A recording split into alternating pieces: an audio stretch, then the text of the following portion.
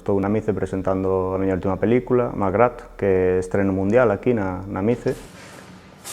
Malgrat é un pouco a historia, non, do viaxe de dous amigos meus para despedirse da casa onde pasaban todos os veráns, en a que eu tamén participei dun verán fai máis de 20 anos. Íamos ir a visitar a súa avoa, que íbamos rememorar aquel verán, pouco antes de que fóramos para ali, pois, a avoa morreu e, bueno, todo cambiou, non? A viaxe pois foi máis unha despedida amarga ou tal, pero, bueno, tamén, pois, inevitablemente recibindo eses estímulos da casa, non? Deses lembranzas, deses emocións, sentimentos que se albergaban dentro daquelas 4 paredes. É unha historia, penso que é algo triste, non?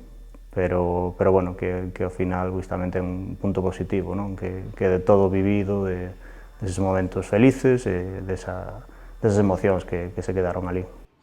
Unha das cousas máis complicadas para min deste proxecto foi de unha vivencia persoal, de algo moi íntimo, e intentar chegar tamén ao resto do público, non? Facer do íntimo o colectivo. Iago, hola. Para entender a importancia da persoaxe de la Yaya neste entorno, non?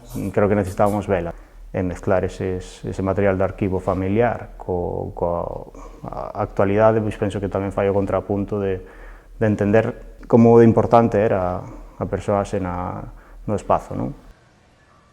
É moi emotivo, non? Que se estrea aquí en Santiago e na MICE, e no Teatro Principal, que é un sitio que tantas veces fun a disfrutar da cultura e aparte, aínda é máis, porque comentábame o meu amigo Javi, que é un dos coprotagonistas da historia, que para ele como que se pechaba un círculo, porque o seu pai traballaba pois, no Teatro Principal e como que era un círculo que se pechaba e pareceme moi bonito tamén.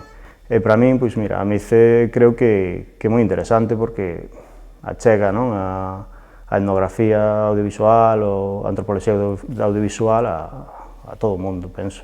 E que a xente tamén descubra que a etnografía non é só algo tan tedioso, tal, non, sino que son historias humanas, de identidade, de como nos compoñemos a nosa identidade como pobo e como persoas tamén.